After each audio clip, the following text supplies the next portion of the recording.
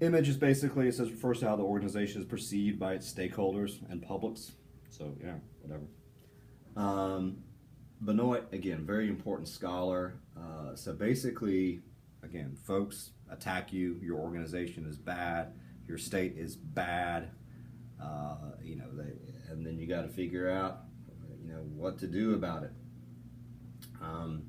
And basically, the attacks are holding the organization responsible for the action, whatever it is, and that action, that is holding the organization responsible, and that action is offensive. That's sort of the type of attack it talks about. This is a very, very short section. It doesn't really get into any detail whatsoever. So again, I have more information for you. This is Benoit. Hello. Tell us how to repair our image if we are attacked. Will. I think it's William. Willie. And so I go to his website. He has his own website, and you can go to that, and you can find out more information about him. There's personal information about what he likes to do. You can go look at it. He likes astronomy. He is a star. This is really, really cool. So he talks about there are 5 general strategies and 3 are divided into tactics. So denial, and I'm not going to go through this entire thing because you can read it, but it's really cool. And it has examples. So simple denial, did not do act, or act did not occur, or isn't harmful. Coke does not charge McDonald's less, or whatever that is. Shift blame, somebody did it. Tylenol did not poison capsules. Something else did. Someone else did it. You can evade responsibility. You can reduce offensiveness. You can have corrective action, mortification. That's the sort of the straight up apology. We screwed up.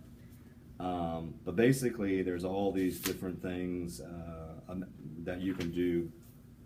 And so this is about a decade old, but it still holds true. It's from his work in the mid-90s.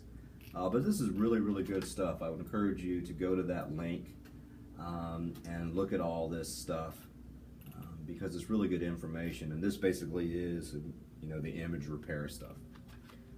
Okay, so we got that theory. That's the second theory underneath the organizational theories. Got corporate apologia, and then we got image repair theory, which they hardly say anything about. And then we got situational crisis communication theory, which is linked to attribution theory. Attribution theory is just theories of how we attribute behavior. Why does somebody do this? Linked with crisis response strategies. So I'm doing a Saved by the Bell timeout. That's Zach. I found on YouTube a 7-minute online lecture by the scholar. I forget how he pronounces his name. Coombs? I think it's Coombs. And I'm not going to go through it. So a little timeout. So wherever you are, I would pause this lecture. Pause it. And then go watch the Coombs 7-minute online lecture, and then come back to this. Come back to me. So, okay, you're back. Ooh, hey, how are you? Been 7 minutes. Hi. Time in. So, basically, and there's all these clusters. So he has clusters of different sort of types. That's why it's called situational crisis. Different situations, victim clusters, accidental clusters, preventable clusters, and then in light of the certain situation, there are certain things that you can do. It's like a big grid, sort of like our day gen ed. But I found this more information on Wikipedia. And Wikipedia is not always bad. You just got to check the sources and make sure it's right. But in any case, if you go to this link, It's actually some really good information. It has table one, situational crisis, communication theory, has informing and adjusting information can be done when crisis happens. Just basically strategy guidelines. But it's got some really cool things. So victim cluster and these crises, the organization also victim to crisis, and it talks about different types of crises. But then it moves into response strategies. And so, for instance, and I'm not going to go through this on the online lecture. I know you can read. You can just go to this. And I know you probably can't see this right here because it's so light. But it says, okay, primary crisis response strategies. Deny crisis response strategies. Attack the accuser. Crisis manager confronts the person or group claiming something that is wrong in the organization. Denial. Crisis manager asserts there is no crisis. Scapegoat. So they have all these different sort of ideas of what to do in light of the situation. And this is pretty interesting. Again, theory, but I'll let you sort of read the specifics. But it's good stuff. Okay, so well, I did a really good job discussing that. Just go read it.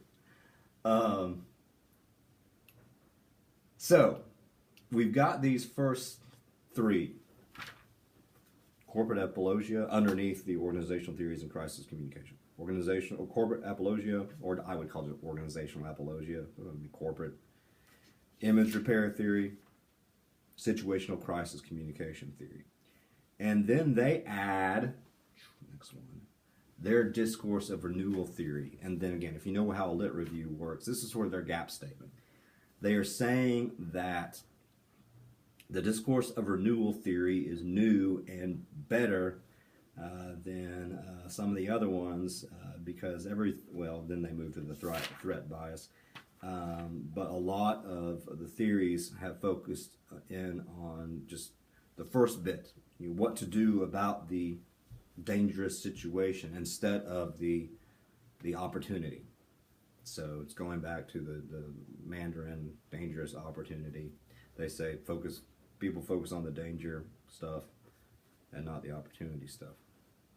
This is like the koala. Okay, so they basically have 4 theoretical objectives. Organizational learning. So basically they say that if you deal with a crisis effectively, you will learn about your organization. You can learn through failures.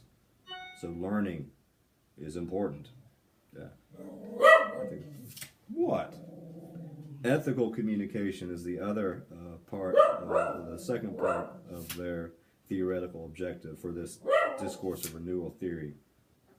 One of the key factors of a crisis is that it reveals the ethical values of the organizations. Crises do not build character, they expose the character of the organization. They said the same thing in chapter 1, they're talking about that, the misconceptions.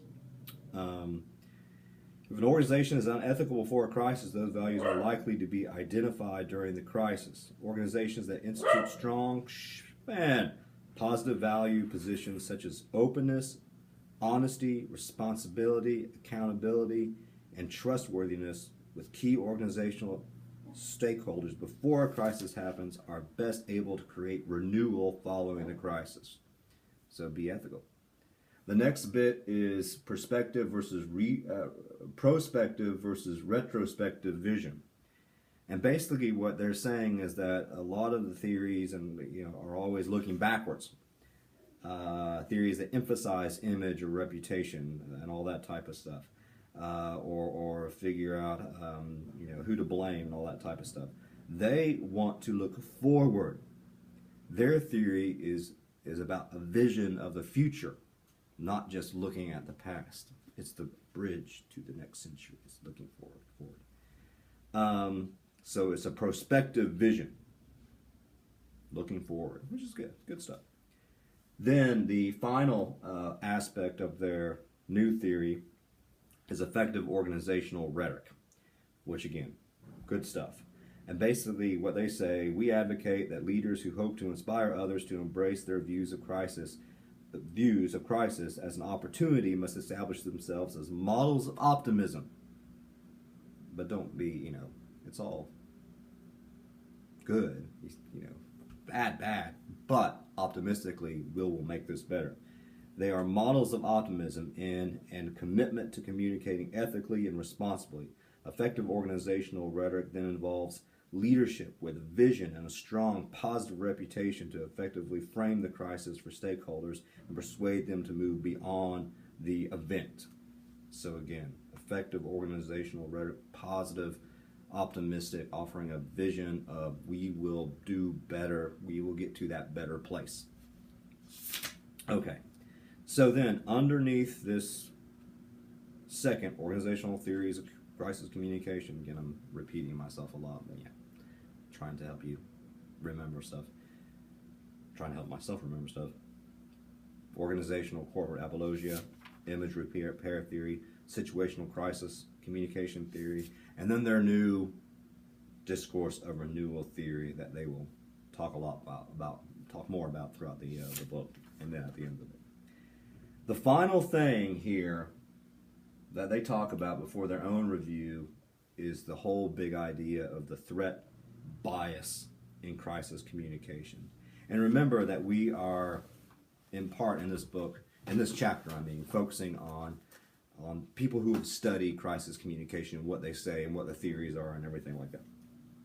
So basically what they say, you have to have that balanced perspective, but the threat bias is basically that you focus too much on the threat. That makes sense. We observe, they say on page 31, a persistent bias toward viewing crisis solely from the perspective of threat in both theory and practice. We believe that researchers and practitioners often overemphasize and concentrate too much on the threat to an organization's reputation or image to respond effectively. So they talk about threat bias. And then there's a cool quote from this guy named Nathan. In crisis, the threat dimensions are usually seen most quickly and are then acted upon, while the potential for opportunity lies dormant. When a crisis is anticipated or when it occurs, the manager should be able to see both threat and opportunity. So they are against just seeing the threat and not seeing the opportunity. That's threat bias. And then they keep on saying the same stuff, and again, urging us to think about the opportunity and not just the threat in their discourse for renewal, looking for opportunity. I do like this idea about rhetorical sensitivity and offering a rhetorical vision, which is sort of what they already said in their section on their own discourse of renewal. And they're talking about growth. And not having just a defense posture. If you just have a defense posture that's focusing just on the threat, and this defense posture at best offers one benefit: survival. This is on top of page 32. We contend that a combined emphasis on the threat and opportunity of crisis fosters the simultaneous benefits of survival and growth. The growth manifests itself in the organization's willingness to respond with rhetorical sensitivity, make ethical decisions, learn from the crisis, and focus on the future. Yeah. The future's so bright. I don't have any shades. And then they summarize the stuff. So, the big picture, though, other table, is all about meaning and reality in a way. If you know me, or contemporary rhetorical theories, really interested in how things mean and the social reality of things, and a lot of this stuff is about that, particularly the framing stuff, and how do we see a crisis, and how do we frame a crisis, and how do we reframe a crisis. So there is factual things that happen. People die, birds die, environmental disasters, blah, blah, blah. But a lot of what happens, or a lot of we're interested in how the crisis is constructed rhetorically, in part.